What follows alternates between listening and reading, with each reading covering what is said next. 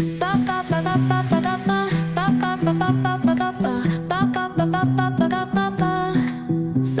arena, oh so bright.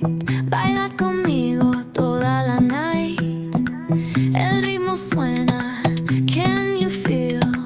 Move your body, it's so real. नमस्कार दोस्तों, मैं हूं आपका होस्ट विकास चौधरी और आज हम एक ऐसी कहानी की गहराई में उतरने वाले हैं जो सिर्फ पुलिस एक्शन नहीं बल्कि बदलाव, साहस और अपनी पहचान खोजने की मानवीय यात्रा है। क्या आपने कभी सोचा है कि 40 साल का कोई इंसान अपनी सेट लाइफ छोड़कर दुनिया की सबसे व्यस्त पुलिस फोर्स में रुकी क्यों बनना चाहेगा? तो इस वीडियो को लाइक करें, अपने दोस्तों और उन सभी के साथ शेयर करें और हाँ, चैनल को सब्सक्राइब करना बिल्कुल न भूलें ताकि आप ऐसे ही और धमाकेदार कंटेंट मिस न करें। आज हम बात करेंगे द रुकी वेब सीरीज के पहले एपिसोड पायलट की। हम सिर्फ कहानी नहीं बताएंगे बल्कि आपके सामने खोलेंगे वो मनोवैज्ञानिक परतें जो जॉन नोलन के इस हैरतअंगेज फैसले के पीछे छिपी है। यह वीडियो आपको न सिर्फ चौंकाएगा बल्कि शायद आपको अपनी जिंदगी के बड़े फैसले लेने के लिए भी प्रेरित करेगा। तो चलिए इस रोमांचक सफर पर मेरे साथ। एपिसोड की शुरुआत में हम जॉन नोलन से मिलते हैं, एक 40 साल का कंस्ट्रक्शन कंपनी मालिक जिसकी जिंदगी सामान्य और शायद थोड़ी नीरस है। और फिर एक दिन उसकी जिंदगी पूरी तरह बदल जाती है। एक बैंक डकैती के दौरान जॉन एक अनपेक्षित हीरो बन जाता है।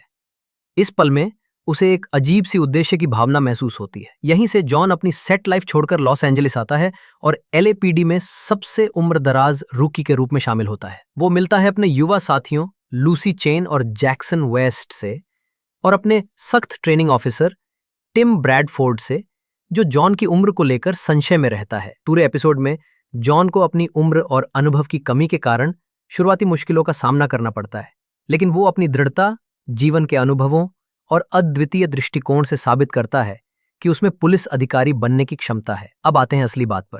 जॉन का यह फैसला सिर्फ एक सनक नहीं था दोस्तों, इसके पीछे गहरे मनोवैज्ञानिक कारण थे। पहला, मध्य जीवन संकट, मिड लाइफ क्राइसिस। 40 साल की उम्र में जॉन अपनी पुरानी जिंदगी से असंतुष्ट है। ये वो पल है जब लोग अपनी उपलब्धियों और जीवन के उद्देश्य पर सवाल उठाते हैं। जॉन को एहसास होता है कि उसने अपने सपनों का पीछा नहीं किया और अब वो एक नई पहचान बनाना चाहता है। इसी से जुड़ा है आत्मबोध की इच्छा, need for self actualisation. Maslow के पिरामिड में यह सबसे ऊपर है, अपनी पूरी क्षमता को पहचानना और उसे हासिल करने का प्रयास करना। जॉन को लगता है कि बैंक डकैती में हीरो बनने का अनुभव बताता। चौथा, जोखिम लेने की प्रवृत्ति और रोमांच की तलाश। बैंक डकैती ने जॉन को एक एड्रेनालाइन रश दिया जो उसकी नीरस जिंदगी में अनुपस्थित था। पुलिस का काम स्वाभाविक रूप से उच्च जोखिम वाला होता है और जॉन इस रोमांच और चुनौती को गले लगाने के लिए तैयार है। और आखिर में अनुकूलन और लचीलापन। सबसे उम्रदराज रुकी होने के नाते जॉन को भारी चुनौतियों का सामना करना पड़ता है, लेकिन उसकी दृढ़ता और सीखने की इच्छा उसे इस नए माहौल में टिके रहने में मदद करती है।